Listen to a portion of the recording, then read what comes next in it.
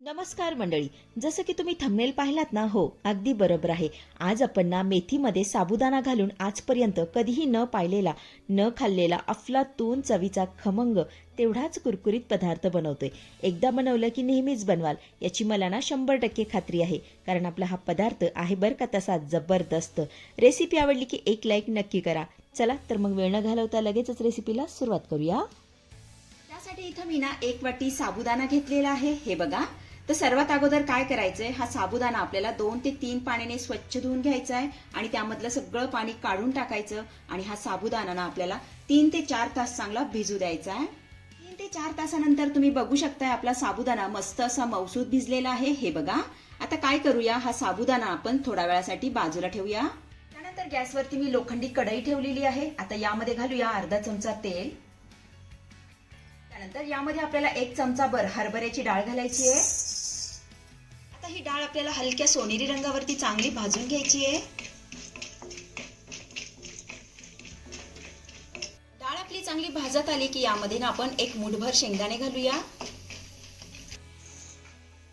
त्यानंतर 2 चमचे सुक्या खोबऱ्याचे काप यामध्ये घालायचे. आता ही शेंगदाणे आणि खोबरं आपल्याला चांगलं खरपूस भाजून घ्यायचंय.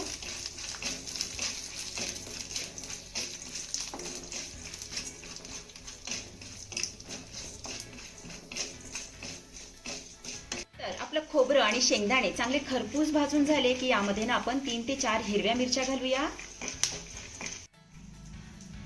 त्यानंतर 7 ते 8 लसूण पाकळ्या यामध्ये घालूया. अर्धा इंच आलं घालायचंय. त्यानंतर 1 बारीक चिरलेला टोमॅटो यामध्ये घालूया.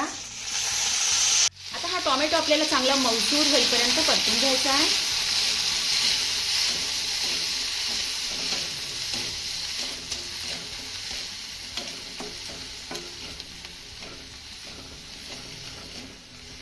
तर इथे आपला हा टोमॅटो ना चांगला मऊसूत परतून झालेला आहे. काढून घेऊया आणि थंड होण्यासाठी थोडा वेळ बाजूला ठेवूया.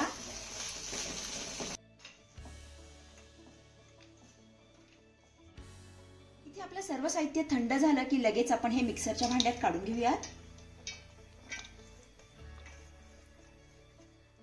त्यानंतर यामध्ये घालूया चवीपुरतं मीठ. नंतर थोडीशी कोथिंबीर घालायची आहे. त्यानंतर यामध्ये ना आपल्याला थोडंसं पाणी घालायचंय आणि याचं बारीक असं वाटण करून घ्यायचंय. तर इथे तुम्ही बघू शकता आपलं हे वाटण करून तयार झालेलं आहे. हे बघा, इतकं बारीक मी करून घेतलेलं आहे. आपण आता हे काढून घेऊया.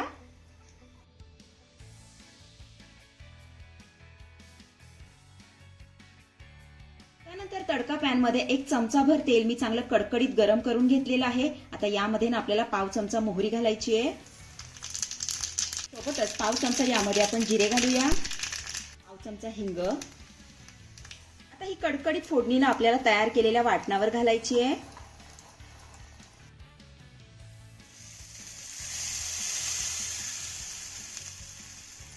फोडणी चांगली मिक्स करून घेऊयात. तर इथे आपली ही चटपटीत चटणी बनवून तयार झालेली आहे. ही देखील आपण थोड्या वेळासाठी बाजूला ठेवूया. इथे मी ना अर्धा जुडी मेथी घेतली आहे. मेथी निवडून स्वच्छ धुवून त्यामधलं सगळं पाणी निथळून काढलेलं आहे.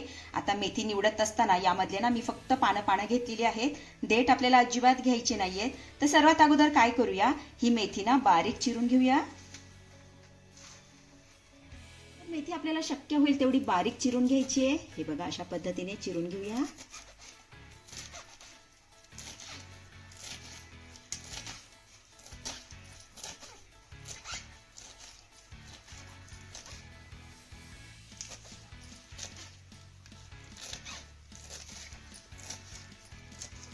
इथे आपली ही मेथी चांगली बारीक चिरून झालेली आहे. आपण आता ही काढून घेऊया. त्यानंतर इथे मी ना 2 मध्यम आकाराचे उकडलेले बटाटे घेतलेले आहेत. आता हे बटाटे ना आपल्याला मेथीमध्ये कुस्करून घालायचे. बघा, छान असे कुस्करून यामध्ये घालूया.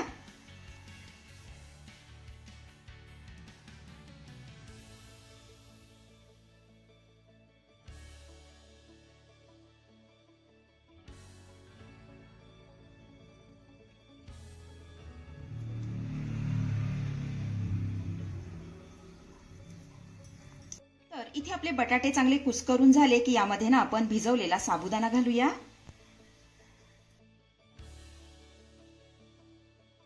त्यानंतर यामध्ये आपल्याला मूठभर मूठभर बारीक चिरलेली कोथिंबीर घालायची आहे. एक उभा पातळ चिरलेला कांदा घालूया. 3 ते 4 हिरव्या मिरच्या बारीक चिरून घेतलेल्या आहेत यामध्ये घालायच्या. अर्धा चमचा लाल तिखट घालूया. त्यानंतर 3 ते 4 चमचे यामध्ये आपल्याला भाजलेल्या शेंगदाण्याचा कूट घालायचा आहे. सोबतच चवीपुरतं मीठ घालूया. त्यानंतर अर्धा चमचा यामध्ये आपण जिरे घालूया. आता काय करायचंय, हे सर्व साहित्य आपल्याला चांगलं एकजीव करून घ्यायचंय. हे छान असं मिक्स करून घेऊया.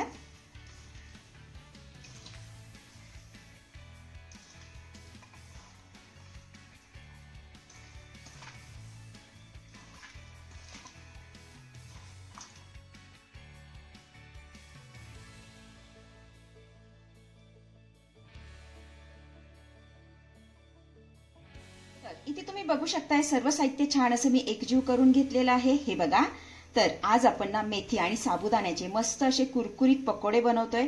मिश्रण आपलं तयार आहे. पकोडे बनवायला घेऊया. त्यासाठी कढईमध्ये तेल गरम करण्यासाठी ठेवलं होतं. तेल देखील आपलं चांगलं गरम झालेलं आहे. आता यामध्ये ना आपण पकोडे सोडून तळून घेऊया. असे छोटे छोटे पकोडे आपल्याला यामध्ये सोडून घ्यायचे आहेत.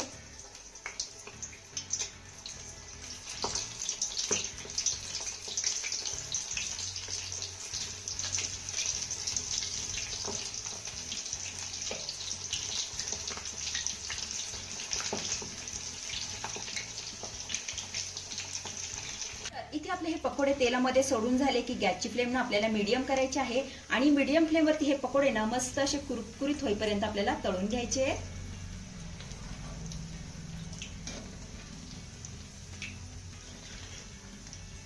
तर इथे तुम्ही बघू शकता आपले हे पकोडे मस्त असे खमंग कुरकुरीत तळून झालेले आहेत. हे बघा, आपण आता हे काढून घेऊया.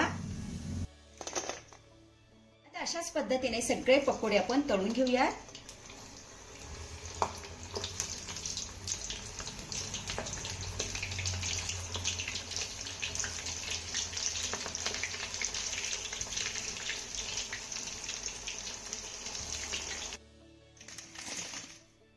तर इथे आपले खमंग कुरकुरीत साबुदाणा मेथी पकोडे बनवून तयार झालेले आहेत.